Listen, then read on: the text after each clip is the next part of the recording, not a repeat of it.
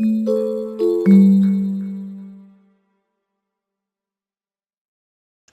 my name is Steve, and this is a short video to discuss problems that customers may encounter with ZMF users generating RACF PassTickets for use by Changeman ZMF. These issues would usually be encountered during the initial setup of ZMF PassTicket functionality. This video is not designed for PassTicket validation errors, so if you're seeing things like invalid password messages or anything like that, this is probably not the video for you. We will cover those issues in a separate video at a later date. So what sort of problems are we talking about here? This is my TSO user session, and I am looking at the ZMF server started task at this moment in time. It's actually this one here, it's a SUP i6, and this is clearly running on LPAR S001. So if I switch now to my user's TSO session, you will see that he is actually logged on to LPAR S002. So this is a good scenario to test RACF PassTicket validation or generation issues, because any connection from this LPAR to our SIR6 ZMF subsystem will require the generation of a RACF PassTicket. What happens if this user currently tries to get into this ZMF subsystem? Well, let's give it a try. And this option 6 is pointing to our SIR6. When I hit enter, you'll see that they failed to access ZMF and that the PassTicket generation failed message is returned. Similarly, if we switch to a batch job that they've got set up, so this is a report, a standard ZMF CMN 990 report, global admin. You will see that we've got the JCL saved off so that they can submit it and run at will. I shouldn't mention before I submit it, this test palm is active here. This will be useful in diagnosis of problems at a later time, so we'll cover that in a minute. So if we run this job,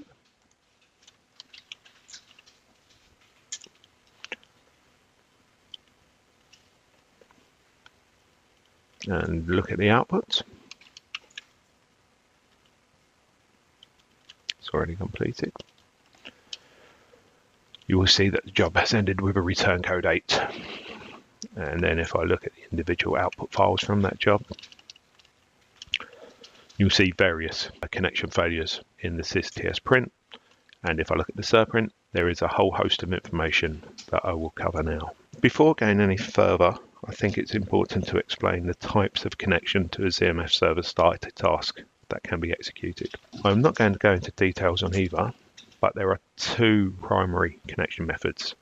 Those are cross-memory services and TCP/IP. Different utilities default to using different connection methods. What is important to realize is that cross-memory services can only work when the connection comes from the same LPAR that is hosting the ZMF server started task. So XMS will only work on the same LPAR. TCP/IP will work from any LPAR which shares DASD with the ZMF server started task. Also, in most situations, utilities will default to one connection method and automatically try the alternative connection method if the primary connection method fails. Some utilities also offer you a method of forcing a specific connection type. Other utilities do not. Again, not too important for the details of this video, but it is something to be aware of. A RACF PassTicket is only generated for mainframe-based TCP/IP connections. Obviously, that's important to realize.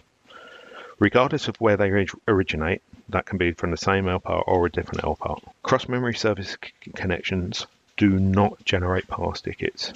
Neither do client pack or ZMF web-based web service generated applications. Those all use user password validation to connect to the ZMF server started task. So PassTickets are not relevant for any of those connection types.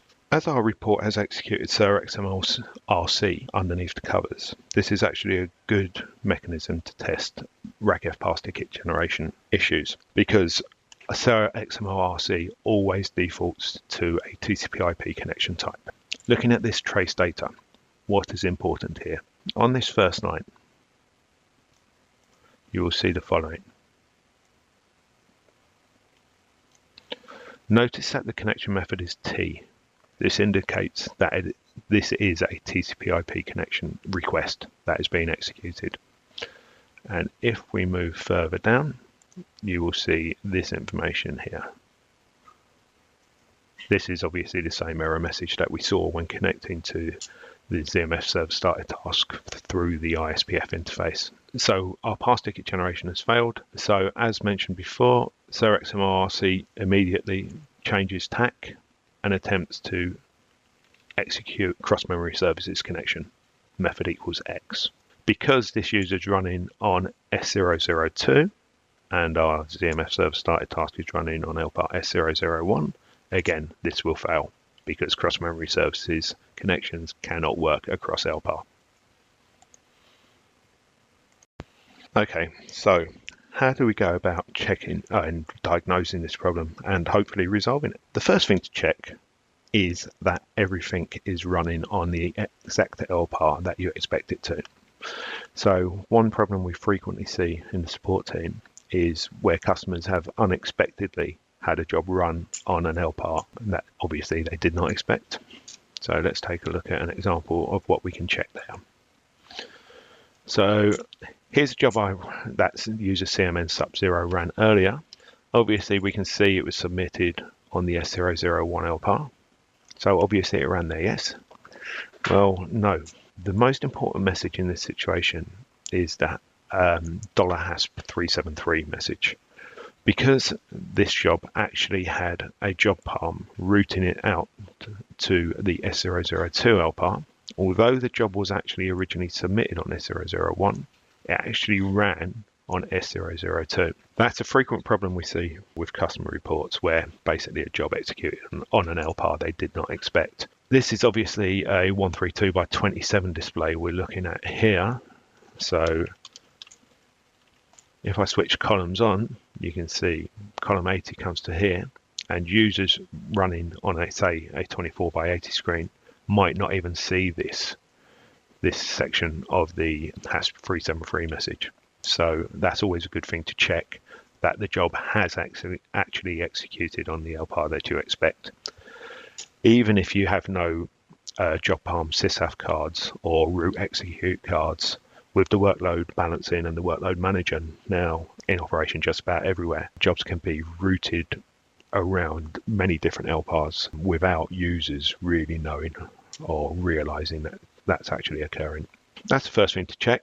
Okay, this has run on the LPAR that I expected. So what's the next thing? Well, that kind of depends on what's happened in the past. The first thing to really go through is, has any user ever successfully connected to a ZMF subsystem from this client LPAR? If so, does this LPAR host a ZMF 8.1 server started task of its own? And has that 8.1 plus task been started since this LPAR was last IPL'd? If this client LPAR does not host a ZMF 8.1 plus server started task, or if it has not been started since the last IPL, then has the SIRSET job been run? The SIRSET job actually copies the executable Cerex PTIC from the product executable libraries into CSA, and this module is called whenever a mainframe-based client attempts to connect to a ZMF server. Starting a ZMF 8.1 plus server started task on an LPAR will implicitly execute the SIRSET functionality and copy Cerex PTIC to CSA. If Cerex PTIC is not resident in CSA, then attempts to generate a PassTicket for use by ZMF will always fail. How can we actually check if Cerex PTIC has been copied to CSA? Well, let's go up here and type TSO ISRDDN. So you can execute this command anywhere from within ISPF. And if we just do a simple browse Cerex PTIC, you will see that this module has been found and it resides in CSA. Okay. So if, for example, we browse a non-existent module, so nexist, you will see an error such as this, module not loaded. So that's the best check to see if Cerex PTIC has been loaded to CSA. If it's in CSA, then we move on to the next step of diagnosis. If not, either start your ZMF 8.1 plus server started task or execute the set routine for this LPAR. At this point, we have to move on to your RACF administrator for further diagnosis. So let's swap back to my screen where I am actually the RACF administrator. Let's start looking at RACF commands that you might find useful. I've stored all these in jobs just for ease of demonstration. Obviously, any of these commands can just be executed using a standard TSO command by a suitably authorized RACF administrator. Let's go into a list. So, two commands here. The first will list the contents of the CERNET profile within the PassTicket data class. And the second will simply list the RACF options active on this for this RACF database. So if we submit that, and we can then go off and look at the output.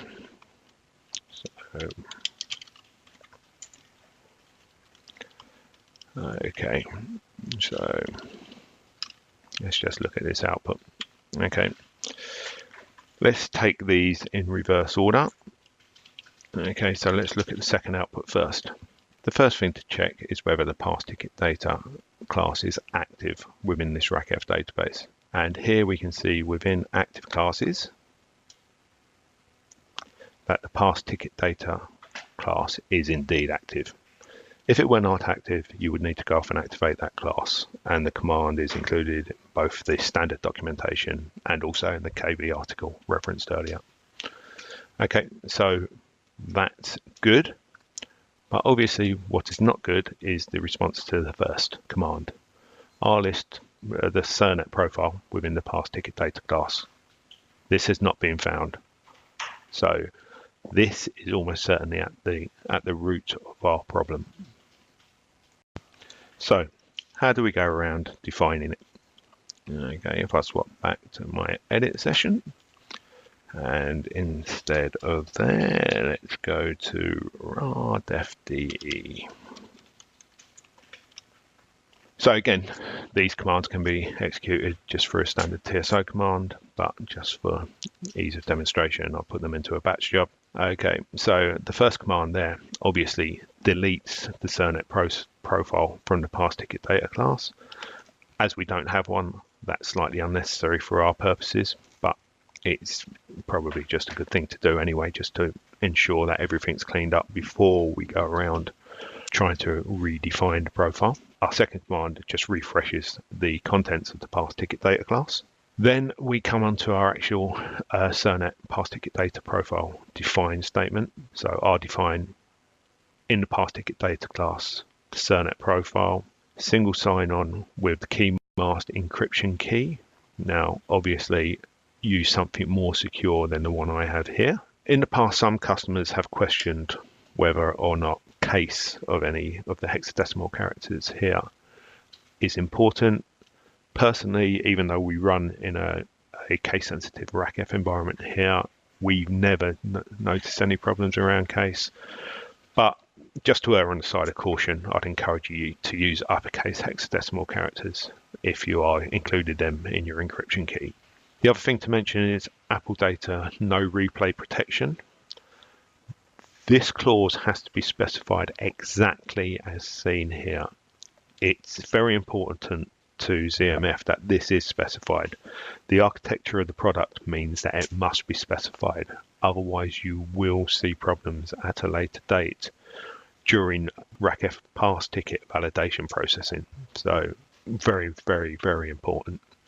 And again, the final command just refreshes the contents of the PassTicket data class to make sure that our new profile is activated. So let's go ahead and execute that. And go off and make sure everything executed okay there. Yeah. Guaranteed. Job always ends when you go looking for it. And if we scroll all the way down there, our initial delete failed, obviously because the CERNET class was not there. The refresh worked fine. The second command, the define of the CERNet profile within the PassTicket data class, has executed successfully, and the refresh has run okay. Now, if I swap back to the user session and come out of that, if they try and access the ZMF service task, choose option 6. Obviously, the user can now access ZMF, having successfully generated and validated the PassTicket on the connection processing. Similarly, if they rerun their report job to run on the remote L part,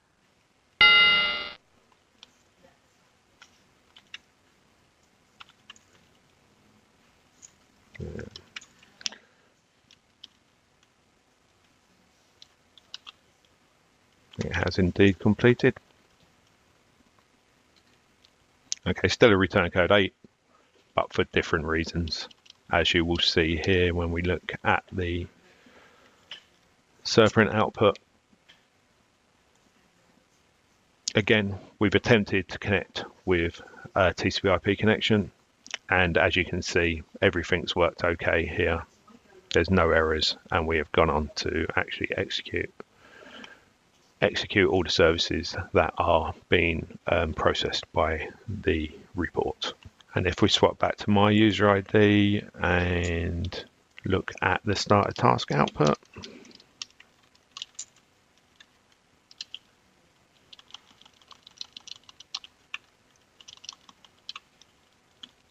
and scroll all the way down there, you will see all the successful TCP/IP connections coming in and being detached for user CMN Sub-0. So hopefully that provides a very simple overview and a troubleshooting guide to the initial setup configuration and a validation of PassTicket generation errors.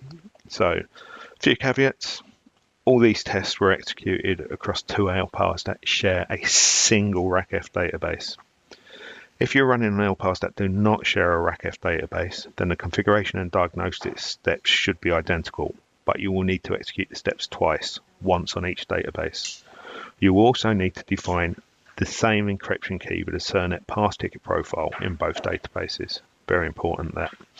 And also, as an IBM limitation, even with a shared RACF database, when any PassTicket is generated on one LPAR and validated on another LPAR, the 2 LPARs must have their UTCs within plus or minus 10 minutes of each other. If they are not, the RACF validation of the generated PassTicket will fail. You can check UTC time using a display T or a DT operator command. For example,